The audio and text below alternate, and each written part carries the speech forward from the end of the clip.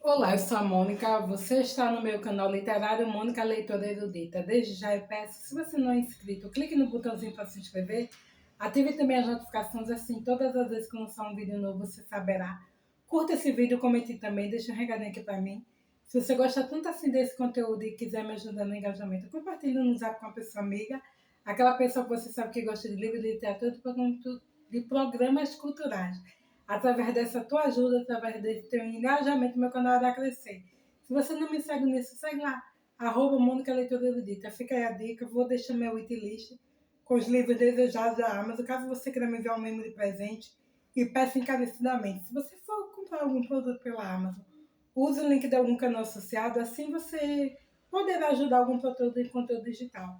Das recados, hoje eu trago as leituras do mês de maio. Eu confesso que li pouco, gostei do que li, mas aí eu vou falar primeiro daquilo que eu não terminei. E aí eu quero mostrar para vocês esse livro. Eu estou bem emperrada, muito emperrada nele. E aqui a gente vai ver. Deixa eu mostrar a capa. Eu não consegui ainda nem chegar na metade do livro, porque com certeza não é outro motivo, é isso aqui. A fonte muito pequena e eu não queria demorar tanto nesse livro. Eu peguei porque é um livro que o Bruno Neut comenta, é um livro que estava na biblioteca,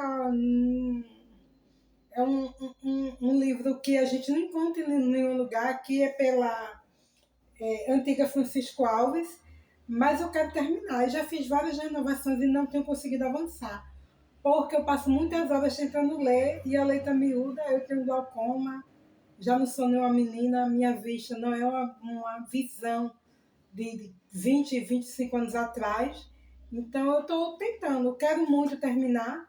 E do que trata esse livro aqui? Aqui a gente vai ver a nossa personagem Bob, ela está andando por algum lugar, numa floresta, e de repente ela se depara com algo que modifica ali.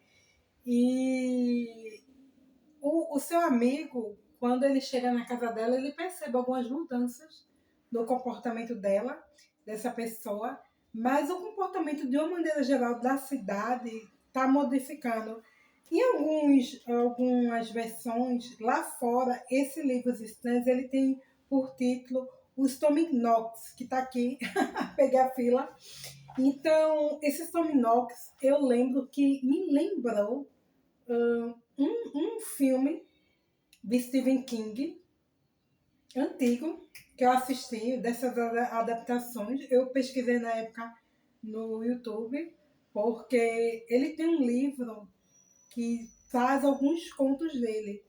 E esse livro eu nunca li, pretendo um dia, porque tem contos bem diferentes. E eu lembro que foi utilizado esse nome. Então, quem assistiu a adaptação vai entender o que é isso aqui, o Sumi Knox. Eu acredito que seja similar ao que está aqui na história, porque é um livro de ficção científica, então algumas coisas vão acontecer na cidade e esses Tominox, eles têm um poder e mudam algumas coisas. Então, como eu ainda não cheguei nem 50% da obra, não tem muito o que falar. Eu achei interessante alguns pontos dessa mulher com esse homem, o envolvimento deles. Não vi só como amizade, acho que é uma amizade colorida. Mas deixa eu avançar um pouquinho mais. E aí eu quero falar melhor. Eu acredito que em junho eu vou finalmente ter terminado a leitura onde eu parei. E não é má vontade, não, é porque eu quero, quero mesmo. Do contrário, eu teria devolvido na biblioteca, abandonado, mas não quero abandonar, não. Eu prefiro ler esse, que é uma oportunidade ímpar, e depois ler outras coisas, né? Eu quero ver se terminando esse livro, eu tenho dois livros que eu estou me prometendo ler, do King, que eu tenho aqui em casa, mas eu nem sei se eu quero pegar na biblioteca alguma coisa agora do King. Como eu tenho esses dois, eu tô muito na vibe do clássico, minha gente. Eu não sei se é porque eu tenho assistido os poucos canais que eu assisto que falam de clássico, aí eu vai ficar mexendo na minha cabeça os clássicos, mas eu acho que não. Aí deixa eu falar só de duas leituras que eu fiz. Inclusive, essa leitura eu fiz porque vai ser um conteúdo nesse mês de junho, tá bom? Esse vídeo é sobre a leitura de maio, mas vai sair um conteúdo específico, aí fiquem aí em stand-by. Mas eu li esse livro, Vida Conjugal, para fazer esse conteúdo, é do Sérgio Pitel e Pitol, Pitol, melhor falando. E é um livro bem fininho. E aqui vai contar a história de Jaqueline e do Nicolas, um casal.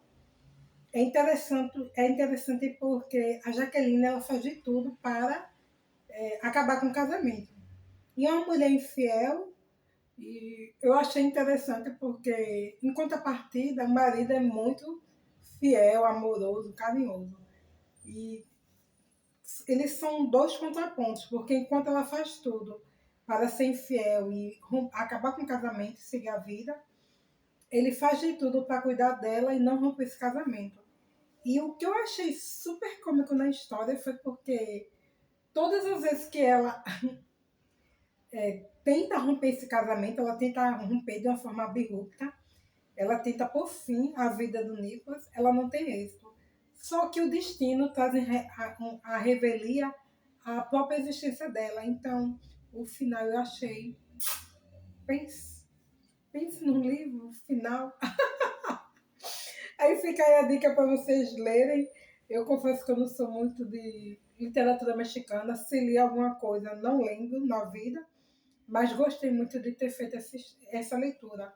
E aí vou falar da outra leitura que eu fiz, As Memórias de Krzysztof Acisevich, um polonês a serviço da Companhia das Índias Ocidentais no Brasil. Aí, esse livro, ele aborda o século XVII e XVIII, especificamente o século XVII, né?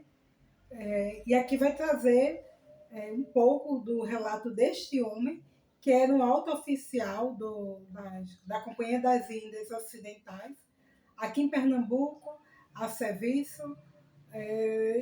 Ele era um oficial de patente muito alta, a ponto dele se submeter ao Conde Maurício Nassau, mas haver ali uma rivalidade aparente. Não existe dentro da historiografia relatos dessa rivalidade dele com o Conde Maurício Nassau.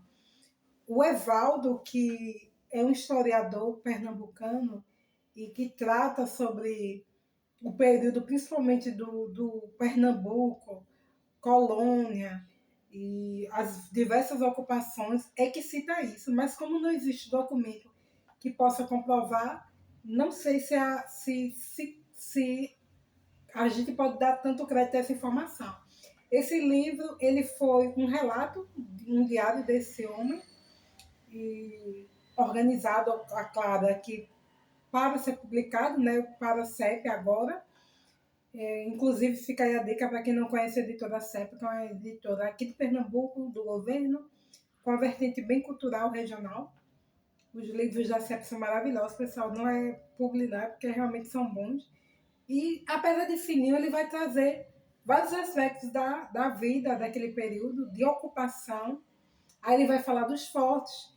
Quem conhece não precisa nem conhecer a história militar. Quem conhece a história de maneira geral de capitanias e de ocupações sabe que no passado o mundo, aí as guerras se desenvolviam através de embarcações, né? As pessoas chegavam num país, num continente, em algum local, através de suas embarcações, da sua marinha. Os fortes tinham um papel muito importante de defesa de um local. E ele elenca os fortes, alguns fortes, aqui de Pernambuco. Ainda existem alguns fortes, como o Forte das Cinco Pontas, mas ele cita muitos fortes que na época, e falando de cada um deles, a importância e a necessidade ou não. Ele traz um relato muito de Olinda e Recife, e fala da vida social, da vida dos militares, as baixas.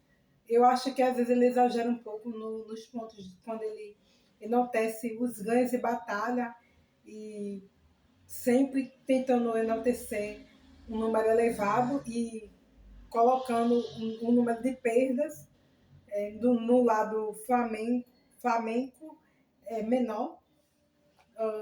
E ele passou cerca de 2 anos no Brasil, ele foi e voltou. Ele, quando chegou lá em Amsterdã, ele teve homenagens, condecorações, mas ele foi um tipo de oficial que saiu daqui meio que expulso, né? Ele foi convidado a se retirar do Brasil. E lá na Holanda, ele tenta fazer sua defesa, uma defesa escrita, ele cita a questão dos inimigos, o insucesso, muitas vezes, a Companhia das Índias Ocidentais na ocupação, e ele denuncia, já naquela época, a corrupção, o soldo que não é dado direito aos soldados, várias situações dessa. Então, eu acho que já no passado já se mostrava essa questão mesmo da desonestidade, de um soldado passar fome sem necessidade, do soldo ser insuficiente, ou sendo suficiente, não seria porque havia manobras de outros oficiais para não dar o que seria devido àqueles soldados. Eles também faziam dívidas porque os valores das compras aqui eram superfaturadas. Então ele traz esses aspectos. Aí eu entendi o porquê do sucesso dele, porque aparentemente ele foi muito correto em tudo que ele disse, em tudo que ele fez. Mas a gente sabe que dominar e governar não está necessariamente atrelado à honestidade. Está muitas vezes atrelado no seu desempenho, na eficiência do seu desempenho, independente da sua honestidade. Então foram essas leituras, gostei muito, quero muito, nesse mês de junho, o último mês